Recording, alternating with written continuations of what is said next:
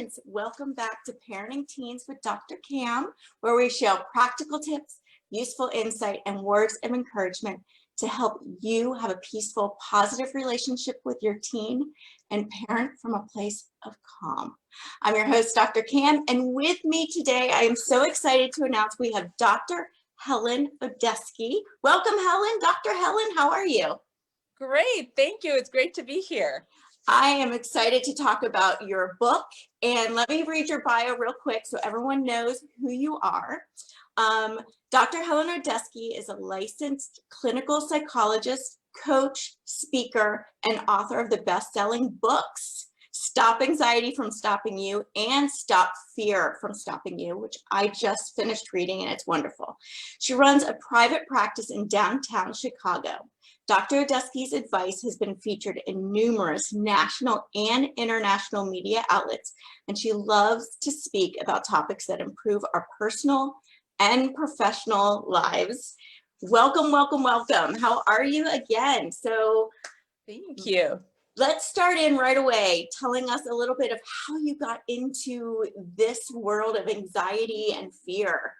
Yes, so I was working actually with teens full time, and I saw a ton of anxiety among parents, among teens, and I just, for whatever reason, really liked working with that, got a lot of experience with that, developed anxiety myself, figured out some tools to help myself and my clients, and ended up writing my first book about anxiety and panic attacks, so that my clients would get something that they could reference. And after I did that, and I did more work with my clients, I realized that a little bit more work needed to be done after we manage our anxiety and we get to the real life stuff where fear just shows up for all of us. And so I wrote my second book, Stop Fear from Stopping You.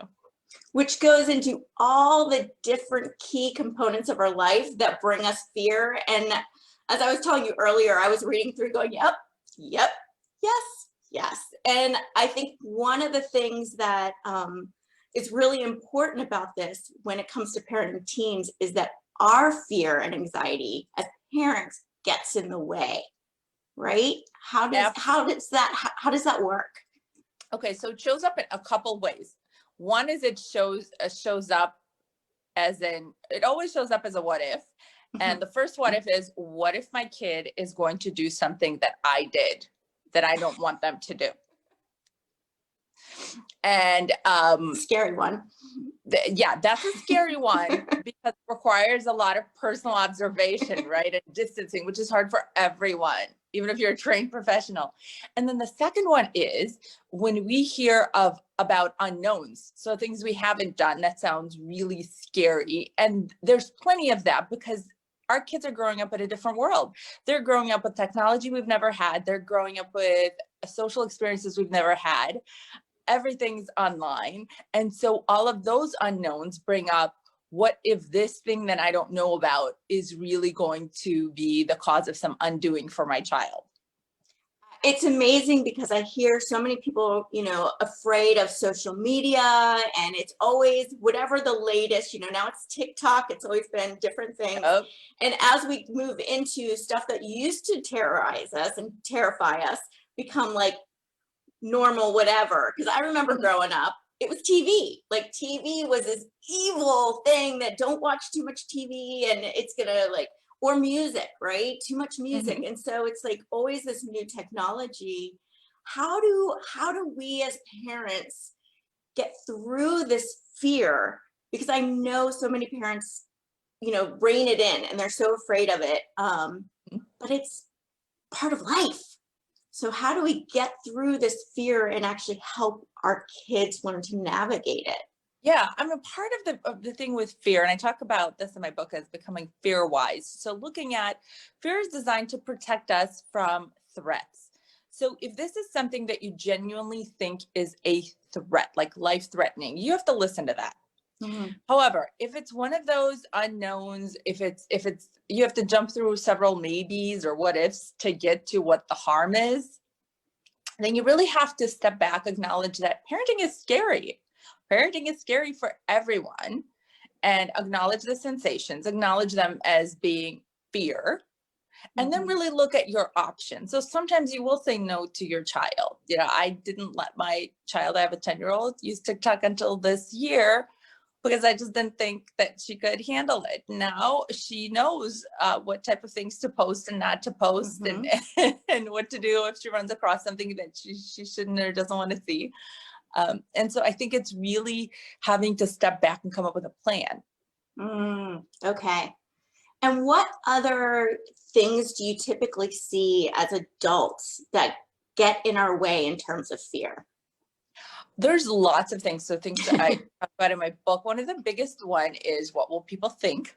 That's for us and for our kids. I find that is a really big one when I talk to parents, is like their grades, how they're doing in school. We get more worried and concerned and focused on their grades than they do, because we don't want it to reflect badly on us, right? Exactly. Versus like, is your child learning? Which is the ultimate goal. Exactly. So what other things kind of get in our way that we need to be aware of? Yeah. The other thing we are afraid of, and sometimes we pass it down to our kids, is the fear of failure. So the way that it shows up in parenting teens is we don't let them try things unless they're safe things, because we're afraid they're going to fail. So we don't let them stretch. Well, maybe you shouldn't try out for this because maybe you won't be good enough, or maybe that school is really out of your reach, so maybe you shouldn't really send a letter. Versus going like, hey, let's think about writing a grade. Right now, there's a lot of college applications with teens, right? So everybody's waiting for responses or just applying. And one of those things is, well, let's think about what you want to put in that cover letter. Let's think about what you want to put in that essay, right? Versus saying like, no, let's just do the safe thing. And what message are we sending? Because we as adults get so paralyzed by fear, but we're teaching our teens. This is when their brains are starting to form all those connections and they're building up what they fear. Yeah. So what can we do as parents to not only stop passing that down, but help our kids become more fearless? Yeah. And I use the word Fearwise because I like Fearwise. Fearless kids, that being fearless is not as great as it sounds if you really like get into the nitty gritty of it. Right? That's one of the things we're worried about with our teens, is that they're fearless, and we're like, no. Yeah, our kids are not fearless. Have you ever said something to your child and then your kid kind of looks at you and goes, do you think I'm dumb? Daily, I think you're telling me this. Yeah. I have, right? So part of it is looking at, okay, our kids are afraid with good reason. We're all afraid sometimes. And in order to be fearwise, we have to teach them to embrace this fear when it comes from a place of challenge. Like we want to challenge ourselves, or we want to do something that's exciting and it feels scary. And that's a good thing. And that's a great thing to embrace, because that's how we really live in a way that's enlivening. Now, when that fear is about something dangerous, like, ooh, I could really get hurt physically, not just like, ooh, it's going to sting if I don't make the team, or it's going to sting if I don't do great in my piano recital. Then I think you go, okay, then you step back and you go, thank you, fear. Thanks for keeping me safe. The other stuff, you have to allow to wash over you, recognize what it is, and then allow yourself to feel it and to come up with a plan of action. Right? So how are we going to do this? Are we going to just embrace that sometimes things don't work out? And yes, we are, right? You want to pass the message to your kids that you don't think they're so fragile that if they fail or they have a rejection, that it's going to undo them. Yeah, so they know that failure is not the worst thing that can happen. No, right? Failure is actually a sign you're pushing forward. Yeah, it builds resilience, and it is a sign that you're pushing forward. Exactly. It's a sign that you're doing what you need to challenge yourself. Yeah. And one of the things that I'm always encouraging parents to just be aware of is when our kids do fail, to not like go, see, you should have listened to me, or, you know, kind of blow that out of proportion, but rather letting them fail without judgment and Mhm. stepping in and helping them understand why they failed. Not Mhm. that, oh my gosh, you know, you're terrible, you can't do that, you need to listen to me. It's more of what happened, what can you do differently next time, so they don't fear trying new things. Because when we put so much fear on them, they're terrified to do anything because they're worried they're gonna, if they fail, they're gonna, you know, get in trouble or be a disappointment, right? So how do we get Exactly. by that? We have to get behind the concept that failing doesn't mean there's something wrong with you. Yeah. Because often we don't know until we try if we're good at something, or if something is going to really work out for us, or how it will work out for us, rather. So part of it is really saying, like, look, we can't guarantee the result, but we can say, hey, this is what you might need to do to help yourself be successful at it. And if it's not, then the worst thing that'll happen is it's a learning opportunity, Mhm. which is a pretty great thing. Yeah, yeah, it's pretty So much it's the greatest thing. the growth mindset of saying, like, Mhm. hey, we're going to grow from this. Even if it doesn't work out, let's make sure that we are doing the things that we think will help it work out. But either way, if it doesn't work out, we'll just reconfigure. Right. So not treating failure as an endpoint is key. I like that, not as an endpoint. That's a really important way to look at it, because it's getting us still getting us there. You're just like, okay, this was not the right direction. Let's redirect. It's like going through a maze and you're like, you come up and you go, okay, that was the wrong way. So let's go back around. It's not saying, oh, that's the wrong way, I'm done. Like, I'm Yep, never going to try a maze again because I can't do it because I exactly. ended up at this block, right? It's, where do we go now? And so how, as parents, do we model that? Like, we need to model it. I think that's the most important way to teach our kids how to get Yes. through it. So it's important for you to try new things.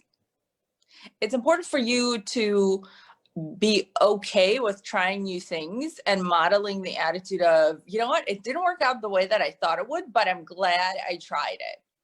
And those things don't have to be grand. You trying a new recipe for dinner is just as great as you taking guitar lessons or getting a new job. Mm-hmm. So whatever it is that you're doing, right? Yep. Great. You see a recipe with your kid for cloud bread and you want to try it, and we tried it just like gunk, but You are watching TikTok. yeah, your results might be better. Yeah.